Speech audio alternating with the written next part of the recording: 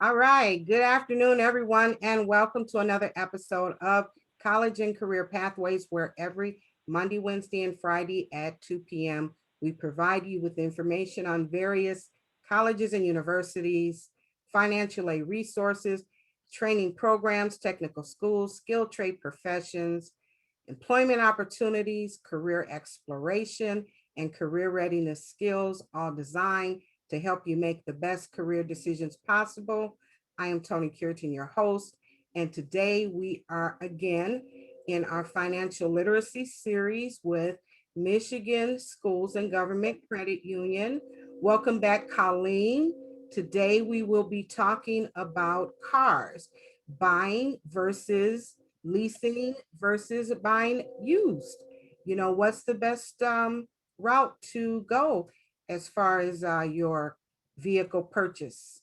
Welcome back, Colleen. Take it over. You are muted. Okay. Hi. Good afternoon. Thank you again. I'm also excited about today. The first thing we have is it's a cute video. It's another cute video. It just describes the differences between leasing and buying, how someone may come to the decision of whether to lease or to buy. And then we're going to go into more detail afterwards.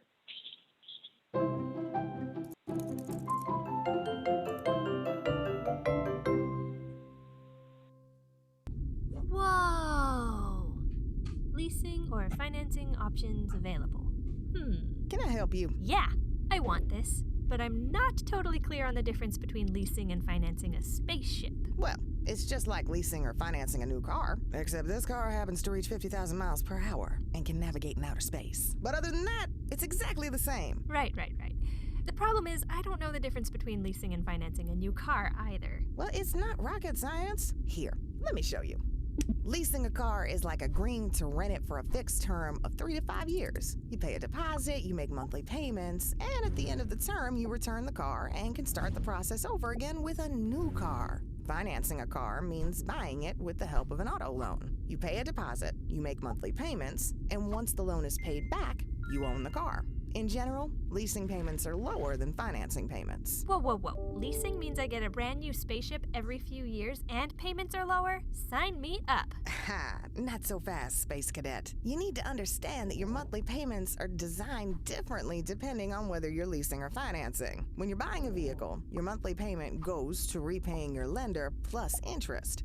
Once the loan is paid back, your payments stop and you own the vehicle. Unlike leasing, where your leaser owns the car and you continue to pay monthly the entire time you're leasing. So, if I lease a vehicle, what exactly am I paying for if I don't get to own it? Good question. You're not paying for the entire car when you lease. You're paying for the value you use up during the time you're driving it. So, if you're leasing a vehicle that costs $21,000 new, and the leaser estimates that it'll be worth $10,000 at the end of your lease term, your payment will be calculated from that difference, plus some interest to sweeten the deal for the leaser. So that's how lease payments are always able to look so good. Right. In the short term, based on monthly payments alone, it's cheaper to lease than to finance. But once you've paid back your auto loan, that changes because you no longer have to make monthly payments. Plus, you get the benefit of any residual value if you decide to sell or trade in your car after some time. Of course, there are other factors that can influence the value over time. When you own a car, you assume responsibility for major repairs down the road, whereas leased cars are well covered by a warranty. But leasing can come with all sorts of surcharges like mileage overages, excessive wear fees, and leased cars often have higher insurance rates too. It all comes down to what's important to you. Some people prefer to drive a new model every few years, even if that means limiting their mileage. Others prefer the freedom of ownership and being able to drive as much as they want and customize their vehicle however they want. What sounds good to you? Okay, I'm sold. For me, financing is definitely the way to go. How much does this baby go for? $21 billion. On second thought, I can't even do the whole space travel thing because I'm allergic to stars.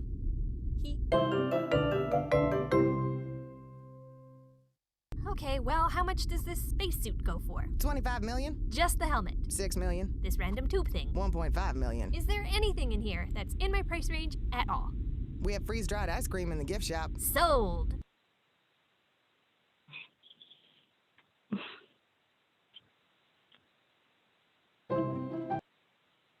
All right. And on to the, so that was very cute. Now we'll look at some slides that go into a little more information. Come on. Are you seeing the slides here? Oh, there we go. I see. I'm sorry, my apologize. Okay.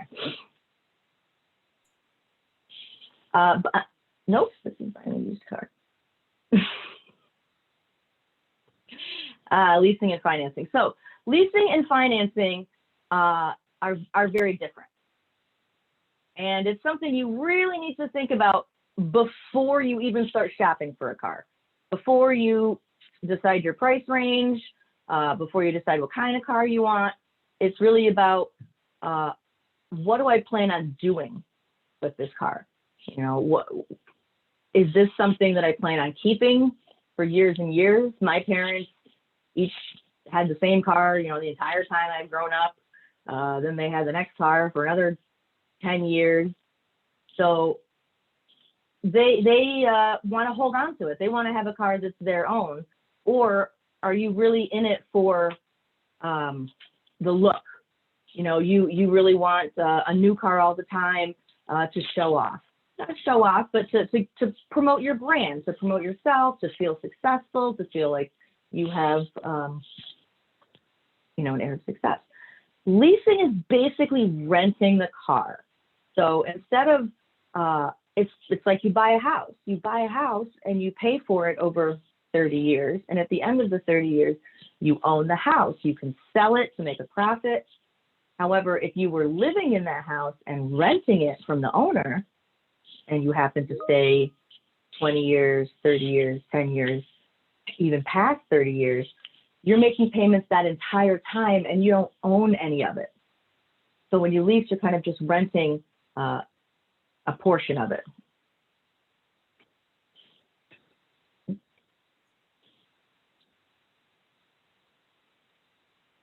The basics of financing, you will need to finance likely whether you're buying or leasing. The examples they use of a $300 payment and a $500 payment, that's a lot. That seems like that would be needing to get a loan. Are you someone who's confident that you can pay the loan off, you know, pretty soon? You can try to pay it off before the 4 years. You can try to pay it off before the 5 years. Or are you someone who, I just get sick of my car every few years and I know I'm going to want to shop for a new one. So I always end up buying another car anyway. And the value on my car has depreciated so much, it's not worth it. You can finance your car, borrow money from either the dealership, you can borrow from a credit union, from a bank. Pros and cons. When you lease, you don't own the vehicle. So things like, you know, being able to put a grill guard on, or, you know, put a roof rack, or, you know, put new rims on it, or really, you know, a new stereo. Really, you can't do anything to the car to make it your own, your personal, because you're just using someone else's car, right? It's kind of just a different feeling. Lease lasts half the time of a car loan. So you only have it a couple years. If you end up really loving the car, you can purchase it at the end of your lease term. But if you don't, you know, you can look forward to the end and get a brand new car every few years, every 2 to 4 years. Leasing and financing, cars depreciate in value. Any car depreciates in value. A new car especially. I heard just from driving it off the lot, it's lost $1,000. Just the simple fact alone that it now has been titled to someone. You know, an untitled car is a new car. But once it has been titled to someone, Now it's a used car. So even if you return a new car, which good luck trying to return a new car, they're not going to take that back. It's already lost value. So if you're planning on purchasing it and you think you'll only keep it for a few years, well, it's going to lose a lot of value in the first, in the first year alone. The car will depreciate 15 to 20%, and then 10% every year. So if you plan on holding on to it, that's good. If you plan on, selling it halfway through, you may or may not have even paid back into the loan as much as you're able to sell it for right now. It still has wear and tear, right? It still needs, oil changes, it still needs, brake work, but you are still responsible if you crash, if you put a big dent in it, they can charge you for excessive wear and tear. They can charge you for, destroying the seats or something that lessens the value of the car by the time you return it. It's not like you can treat it like a trash can. You got to treat it nice. When you turn it in, so it's 2 years, 4 years, 2 or 3 years would be a typical lease term. And you can ask, I would like one that's 2 years. I'd like one that's 3 years or 4 years. It's worth about half the value. So half of what you purchased it for, or half of what you borrowed it for. Because you're not buying the whole car, though, the payments are only 30 to 60% of the amount. You don't have to buy the whole car to enjoy the car for 4 years and then sell it. You don't have to buy the whole car to enjoy it and maybe even turn it in early and get a different car. You can be excited about always having a new car and having really low, lower monthly payments. But if you're concerned about, owning it, monthly payments are higher because you end up having the equity. When you pay off the car, you now have an asset. You now have something that you can trade in for a value. You can sell and make a profit. So you kind of are left with nothing, and you got to start over with a lease. So you want to make sure that you're still in a situation where you could be making payments. If you want to finance, you really want to own the car, but man, wow, $505, that's a really high payment. It's a very high payment. Ask for a longer term. See if you can stretch it to 72 months or 84 months. Doesn't mean you have to take the full 82 months. You can pay it off early. You can put a little bit more each month, but extending the length of the term means your minimum payments are lower, and you want to ensure that you can make that minimum payment and just try to pay on top of it as much as possible. A lease car can only be modified with accessories at the beginning. You can't add, a new sound system, an exhaust, a lift kit. I love that stuff. Personally putting, stickers on the back of it. Putting a tow hitch. Tints on the windows. Any of those things, that has to be your car. Same as if you're renting an apartment, you're not gonna, knock down a wall and make the kitchen bigger. You're not going to go around and paint all the walls because it doesn't belong to you. So how important is it that you get, control over this vehicle, control over what happens to this vehicle? Mileage. This is a big deal breaker for some. You may say to yourself, yeah, sounds great. I want a new car every few years, a lower payment. That all sounds great to me, but I drive a lot. I drive, maybe at least 15,000 miles per year. Typically, leases come with a low mileage limit, 10,000 miles per year. If you go over, let's say you return it with 13,000 miles, you'll have to pay a fee, 30 cents, 15 cents for each mile, for 3,000 miles that you went over. You may not even realize you have another $2,000 fee, $1,500 fee for wear and tear, and then a $1,500 fee for the extra miles. And well, if you want to buy the car, we're going to need another $10,000. Otherwise, we'll take it and you have, nothing. You have to watch the miles. Personally, I drive a lot of miles. Not so much now with the pandemic. Before the pandemic, I was always doing these presentations in different locations, in different cities, and driving all the time. My fiance lives in New York City. He's here now. Two of us are always going back and forth between New York City driving. I would not want a leased car for that reason. I would want to not limit my activities, to be able to say, yeah, sure, I can drive up north. Yeah, sure. Oh my gosh, you need me? I'm going to get in the car and I'll be there. I want to be able to do that. I don't want to say, oh, we can't take my car because I'm already kind of at my limit for miles. If the car is yours, you can drive as many miles as you want, right? You still, understandably, the more miles the vehicle has, it's getting a little older, getting rough and tumble, value decreases, but it's still perfectly good most of the time, still, up to 200,000 miles. It's just because you hit 100,000 miles doesn't mean you need a new car. Wear and tear, you are responsible for the maintenance of the vehicle the entire life of the vehicle.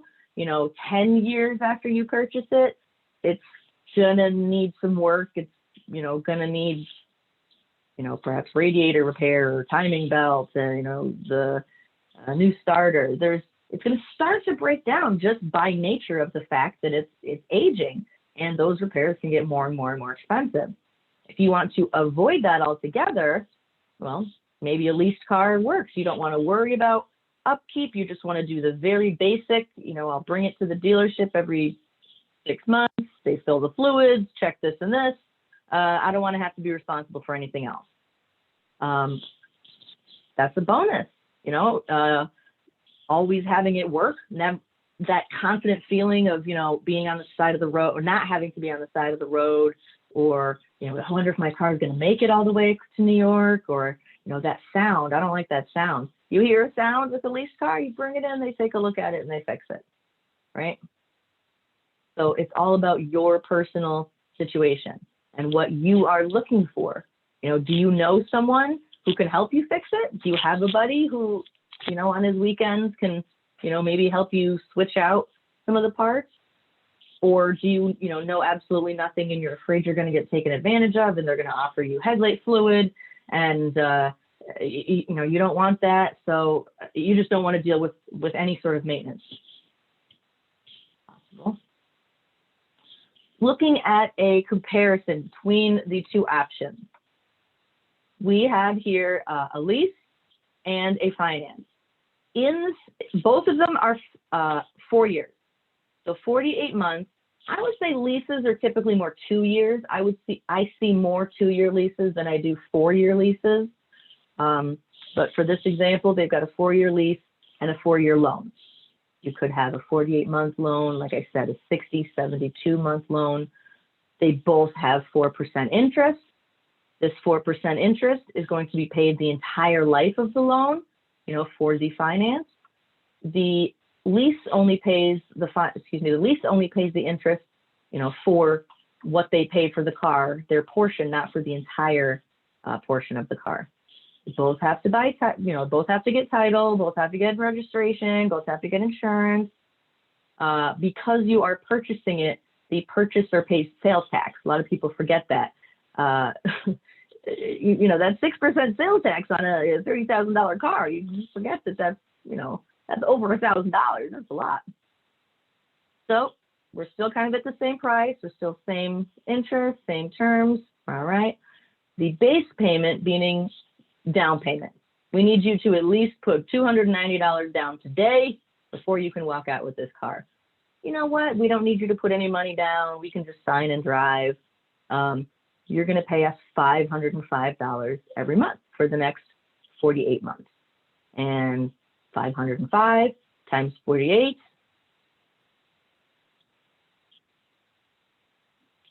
are 24,240.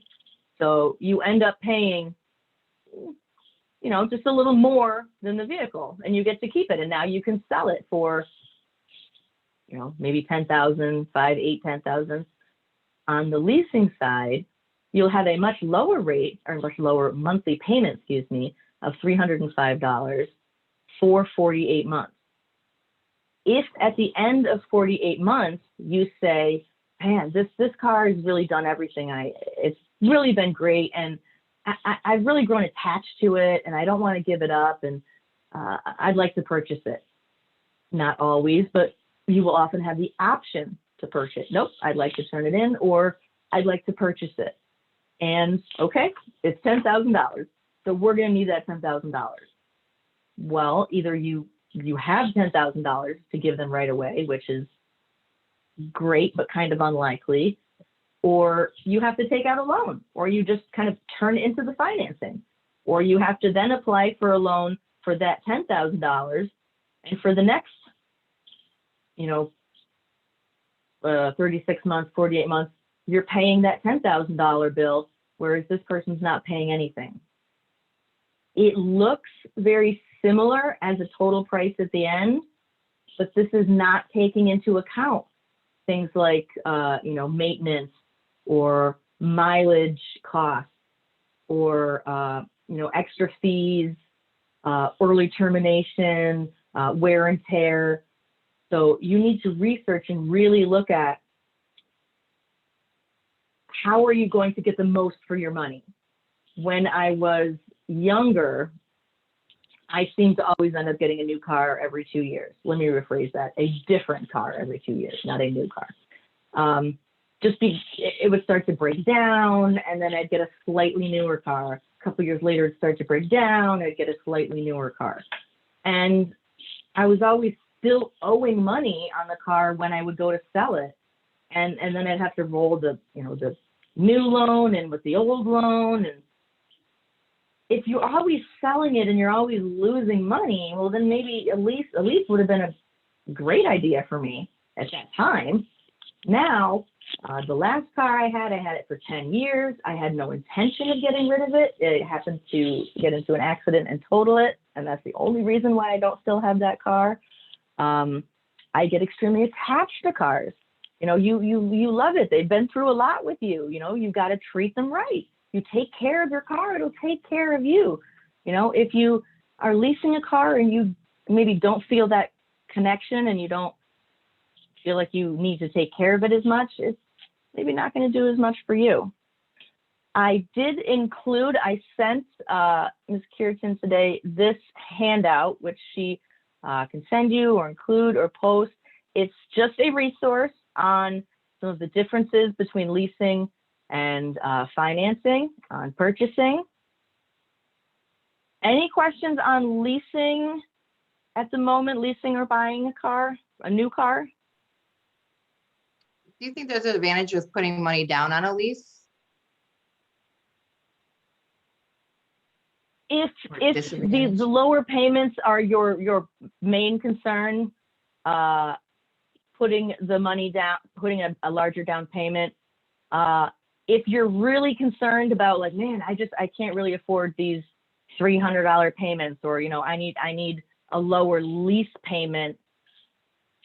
Maybe a new car isn't quite it. If you're able to put down an extra $1,000 or $500 to lower the total purchase price, absolutely. I recommend putting a down payment on any loan you take, just as a show of good faith, as a show of your stake in it.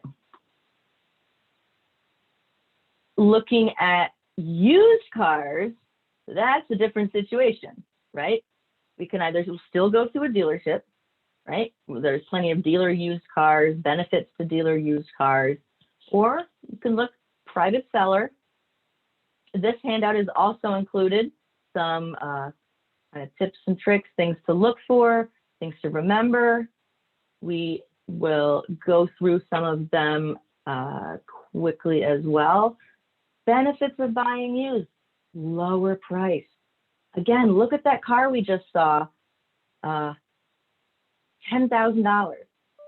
4 years later, so you could buy a car that's 4 years old for $10,000 in theory, that someone else had to pay, they had to pay $24,000 for it. Because new cars depreciate in value so quickly, it's a better value, for your money to get a gently used car. It'll retain value as you sell it instead of depreciating extremely quickly. A wider selection, if you're willing to go used, there's all across the state. You can look at, private dealerships, private sellers. There's just so many more used cars. Research, once you decide you want a used car, or I'm going to look into financing a used car. Setting up your budget first, looking at what you currently pay towards your vehicle. Do you have a car payment? Do you have an insurance payment, gas? How much of your income are you currently putting? Can you continue to put that much or more? How much more? Because buying a car or getting a different car is usually more expensive than the current car you have. It may be a swap out, but if you're getting a newer car, insurance is usually higher, monthly payments usually higher. So you want to make sure that can fit within your budget and shop within your budget. Look for a specific car you need, not for how it looks. I mean, of course, how it looks matters, but you're not shopping for red cars. You're shopping for reliable cars, right? You're not shopping for, a cool car. You're shopping for a car that can hold all of your stuff that you have to take back, to work daily and, be able to travel with lots of equipment. You want something that you drive a lot. So you want something that has a low gas mileage, maybe a hybrid, maybe an electric car, thinking ahead to, wow, I'm really going to be driving a lot. Michigan, I have never owned a vehicle that is not four-wheel drive. That's me personally. I find that personally important. I've never had a car with leather seats. I find that personally important. So what are you looking for? What is it you want to try to find? And then we'll search for that. Don't try and, you see this sedan and I guess I could fit that into my life. No, the sedan doesn't fit into your life. You're looking for something. Let's see if we can find that thing. Getting pre-approval for a loan is what we call a direct loan. If you go into the credit union first and say, I'm interested in looking for a car, I'm thinking about $10,000. Can you run my credit and just see if I'm approved, just see if I'm able to get a loan for $10,000. And they run their numbers and they say, great, yeah, you are approved. Actually, we'll loan you up to 15. So you're approved for up to a $15,000 loan. So you can go shopping and you can go find a car that's like $15,000. Well, in theory, that means you can buy a car that's $15,000. That doesn't mean that that's a good idea. That doesn't mean you should go get a car that's $15,000. You walked in here saying you were looking for $10,000. So the credit union's willing to work with you. They're saying, great, we're giving you a little buffer room, but that does not mean, oh, good, now I want to spend as much as they'll allow me to spend. That's never a good scenario. Search lots of places. Don't go to just one dealership. Even if you go to the dealer, you find it, you're like, oh my gosh, this is the dream car. Don't buy it that day, sleep on it, think about it, look at some comparisons, maybe call some other places. How does it relate to other new ones? How does it relate in price to other ones, other ones in the area? Getting after that.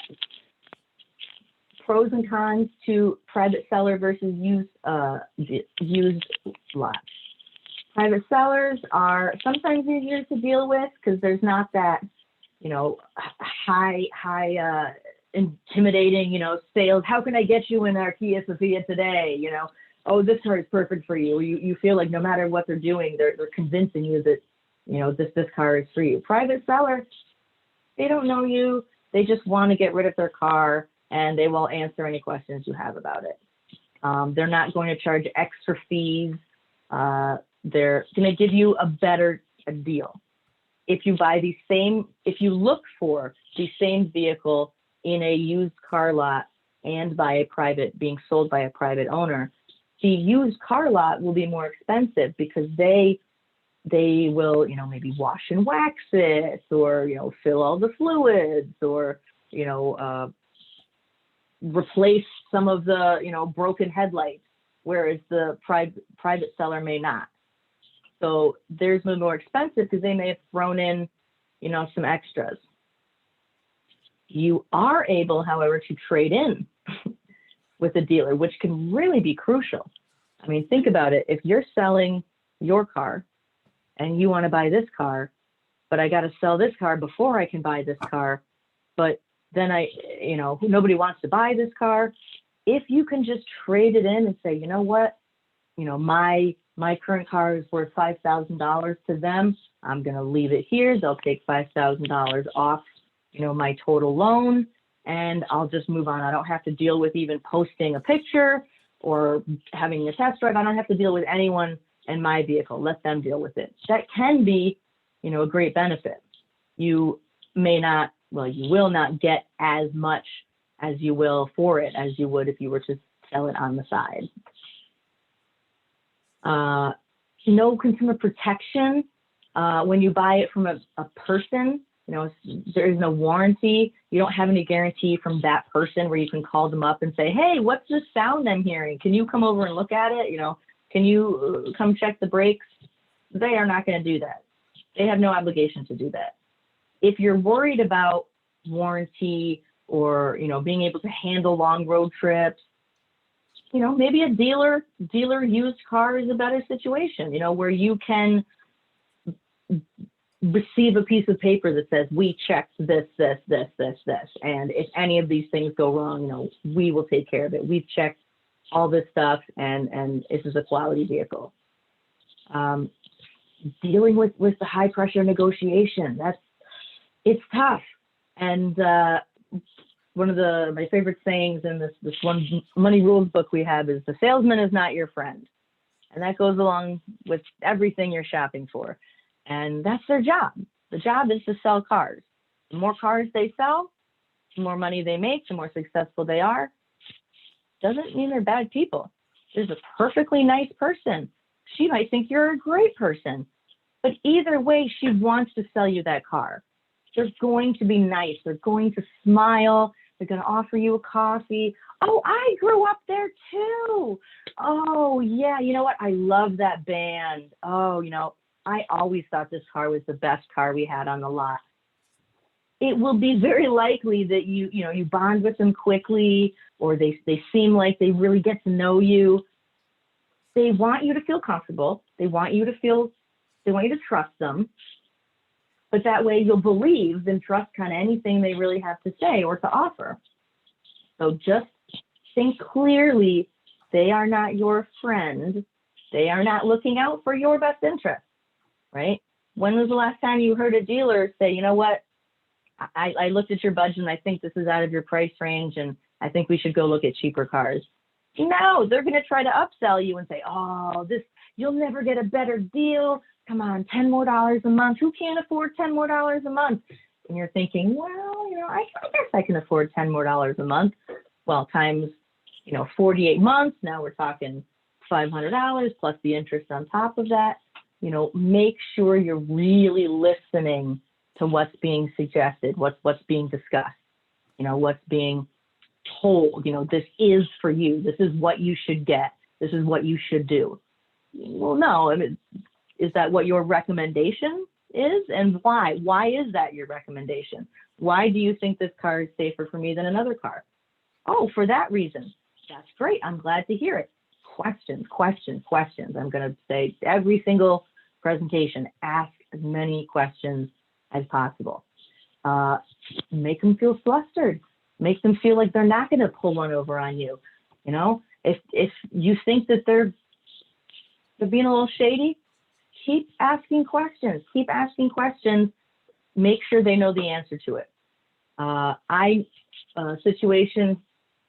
I was looking for a car, back when I totaled my car, I found a car I really liked, and it was a dealer used, and it had keyless entry on the side. And I was like, well, you have the code. And they're like, oh, no, we don't have the code. I'm like, you're going to sell me this car without the code to get into it. So this whole feature, the whole option that I'm paying for, because it's a feature of being able to type in a code and unlock the car, you just can't help me with. You're just not going to give me access to. Find out those things, right? You wouldn't want to go home and be like, oh, I got to call the company. I got to call Ford. After you bought it, right? You can't come back and say, oh, I thought you said that it came with a trailer hitch. Or, well, wait, there's a trailer hitch on here. I didn't agree to, also purchasing a trailer hitch. Really make sure you know what you're getting, what you're paying for, what each individual fee, what each individual cost goes towards. Evaluating the vehicle, evaluating all parts of it, right? Of course, the exterior, of course, the interior, but beyond just a cursory kind of glance, like, oh yeah, that looks pretty good. Anybody's car can look good for 30 seconds. It's really sitting in it and feeling it. It's really riding in it and listening to, how loud it is. It's turning on the engine and listening to it. Opening up the hood. What do the parts look like? Are there leaves and stuff in here? Look at the tires. Are these tires that are extremely worn down and you're going to need to pretty much get 4 new tires as soon as you buy this car? Or are these some decent tires and, I'll be good for a whole nother winter? Things like that matter. Things like that are extra costs to you. Do you already foresee a sound that's going to be repair work that they tell you, oh, that's nothing. That's just, it makes that sound when it's happy. Do you see, is a whole mirror missing and they haven't bothered to fix it? They should not be selling a vehicle without, with pieces missing, even if it's a private seller.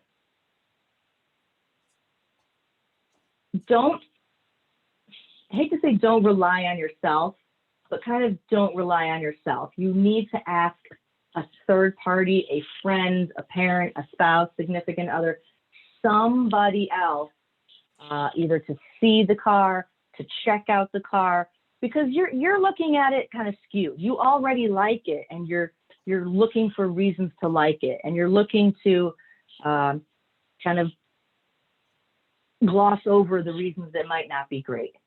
So have someone else sit with you, have someone else go on a test drive, go on different types of pavement, the highway, bumpy roads, make a sharp turn, go fast, go slow. Not only driving, but a lot of people forget, check all the other stuff. You're not just going to be driving in the car. Did the seats move forward? The wipers, the radio. The radio doesn't seem to work so well. Wouldn't have known that until you already bought it if you didn't check, right? If the lights on the inside, overhead lights don't work, you've got to check those things, right? They're not going to volunteer that information, so really anything you can think of, you have every right to, hey, is the spare tire in here? Show me. Okay, good. I just wanted to make sure. Check alignment meaning as you're driving, you're going in a straight line and you kind of gently take your hands off the wheel and for a couple seconds to see if you continue going straight or if the car starts to kind of veer in one direction or the other. If it starts to veer in one direction or another, the alignment's off, you're going to have to get some work done. If you feel a difference in the braking compared to the car that you drove there on, if you showed up to the dealership and then you got in the car and you feel those brakes are way looser or way less stopping power than the car you drove in on, that's a red flag, right? Make sure they are at least, or, that, oh, these are good brakes. You want to stop short. You want to stop in a couple different scenarios. You don't want to hear any sounds or squeaking. You want to make sure there's gas in the car. I had another story where you run out of gas while you're on the test drive. Make sure they've actually put enough gas in the car for you to go around. Vehicle history report. This is so crucial. It I'd say about 20 years ago or so, Carfax kind of started to come out as this, fancy new thing where you could search a VIN number and find out if anything illegal, happened to your car or happens, to a vehicle based on the vehicle identification number. Nowadays, everybody should do it. Everybody should use Carfax. Ms. Currington and I were talking about this presentation last week, and she pointed out that back after Hurricane Katrina, there were a whole bunch of, flooded cars, brand new cars, but they were sitting in a flood. They're going to try to be resold, cars that were totaled by a hurricane and, rebuilt. They try to get resold. If some private seller rolls back the mileage 50,000 miles or 100,000 miles and then sells it to the dealership may not know that. They may not be aware of that. And now you're buying it from them, already rolled back. So before you sign any paperwork, before you, sign on the dotted line, you can go ahead and test drive it. You can go ahead and ask all your questions. But before you have any skin in the game, check that vehicle identification number for a history report. If it says nothing, that's great. And if it says, that doesn't mean if something comes back that you can't buy it. It doesn't mean that they're not allowed to sell it. It's just your decision. How does this new information factor into, my decision to own this vehicle?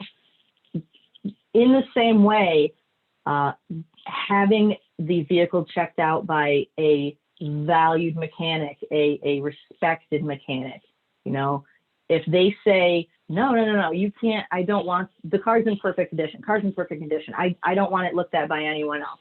That's a big red flag. On your test drive, maybe take it to your uncle's house or a vehicle shop and say, oh, can you look it over? I want to make sure, especially with a private seller where they don't have any sort of guarantee. I need someone to kind of confirm for me that the transmission works, that the brakes work, that I'm not going to need to put thousands of dollars into this car immediately. When you buy it, it's as is, completely as is. You're not going to return a car to the previous owner the next week. He's not going to take it back. And it's on you if you say, oh, I really should have done that. And part of that conversation, again, was myself saying, when I was 18 years old, my first car that I thought I was doing so great at, I researched it. I knew what I wanted. I shopped around. I found what I wanted at this used personal, like a Salve used cars instead of a Ford used cars. Be a little wary of non-brand name vehicle used car lots. Not saying they're all bad, but be wary of them. The guy said it was great. Everything's new. This is the best car you'll ever have. I test drove it. Great. I looked around. I looked at it. I had my boyfriend at the time look at it, and I was like, all right, things look good. And then I took it to the mechanic shop after I bought it to see, what can I do to kind of give it a tune-up? And I was mortified. It needed so much work. The Carfax came back. It had been rolled back miles. Had to get, police involved. It was a terrible situation that I very, very could have easily avoided by just doing that first, by just checking the Carfax first, by just, having an actual professional look at it instead of, my brain or just trusting the salesman who just wants to get rid of the car. Is it worth it? Is it worth it to you to pay all this extra money because you don't feel like doing it right now? No, do it right now. Take the time. It'll save you money later. Negotiating in price. Front end is really kind of the value of the car. The car is $10,000. On the back end, dealerships may add, we have this tire warranty, we have this powertrain warranty, we have this roadside assistance, this rust proofing. So they will try to add on extra products You can say yes to all of them. You can say no to all of them. I suggest no to at least some of them. Hear them out, ask tons of questions. You are not required, or it is not, absolutely necessary. You have to get their roadside assistance and no other. Well, do I have to, or is this an option? Thank you. I'll look at this option. Maybe I'll get it. Maybe I won't, but I'm just going to take the car today. Your trade-in. If one dealership will give you $5,000 for the car, maybe take it to a couple other places. See if you'll get $7,000 from somewhere else, or $6,000. It's worth a shot. Researching the price. If you have already found what you consider to be, the lowest price of the vehicle you're looking for, and you're just, I'm not even willing to make an offer. I want, half the price. Be responsible, be respectful. Offer maybe 15% below the asking price, assuming that they have probably marked it up a bit, because they want to make a profit. But don't expect that it has to go lower, that they have to give you a good deal. If they want $10,000 for the car and $10,000 even, then that's up to you. If they are a private seller and say, okay, fine, $9,000. Okay, fine, $9,000. Well, that's up to them. That's fine. If they do give it to you for $9,000, let's say that the dealership gives it to you for $9,000, they may try to make up that extra $1,000 in those extra add-ons. So again, be careful with what kind of a deal, you're getting.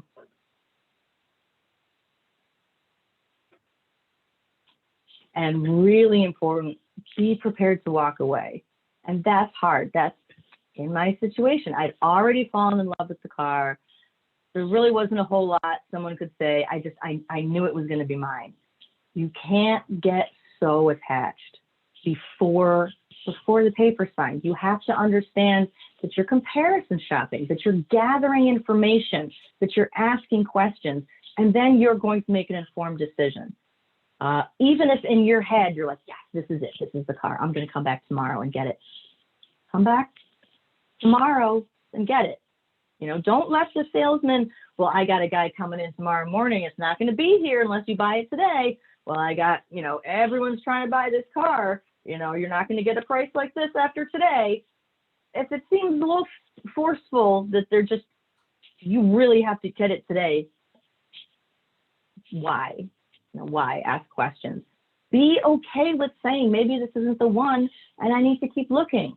Be okay with maybe having to struggle through a bit, maybe having to change your price range, maybe having to extend your footprint that you're looking in. Maybe you have to revisit some cars that you thought were, you didn't want to have to settle for originally. But be prepared to say, I like it, but I'm going to think about it. I love it, and I'm going to think about it. All right. Were there any questions on used cars, buying a used car, or searching for a used car?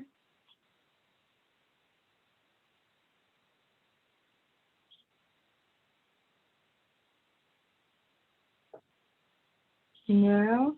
I feel like everybody has their own, used car salesman story, and hear them, ask your friends. What was it like when you went to this dealership? Which dealership had the best service? Would you go back to a dealership, or would you go back to a private seller? Ask your friends who have a similar vehicle. How much did you pay for it? Do you think that was a good deal? How many years ago was that? Would you help me go look at one and, tell me if you think it's a much better version or if it's worth the money?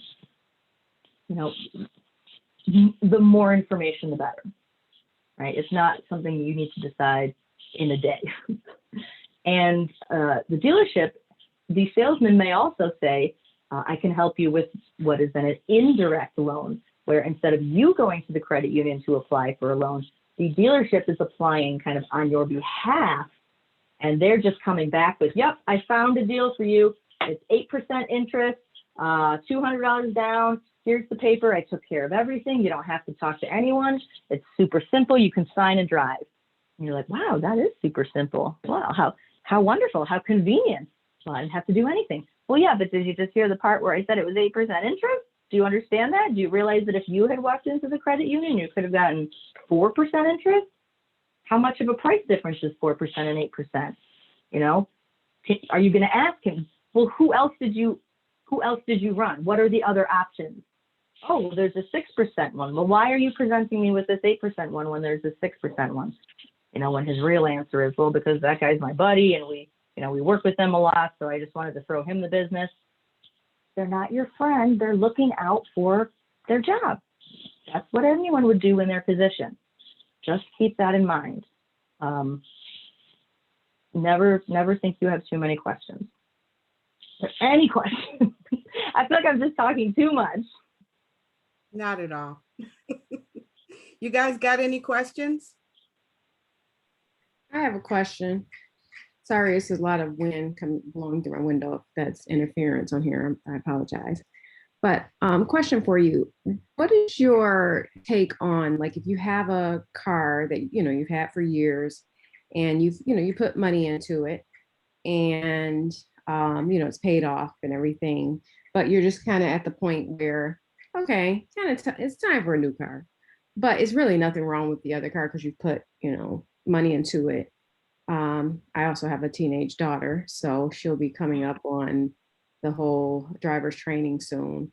Some people say, oh, get rid of the car. You could trade it in for something else.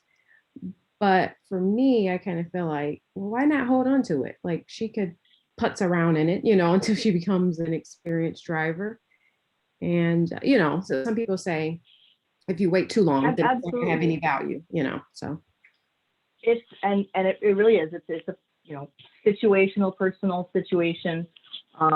I could not wait until my final car payment. It was, finally I had a car actually paid off. And it's a noticeable difference, or at least I felt like it was a noticeable difference of, an extra $300, in my account each month.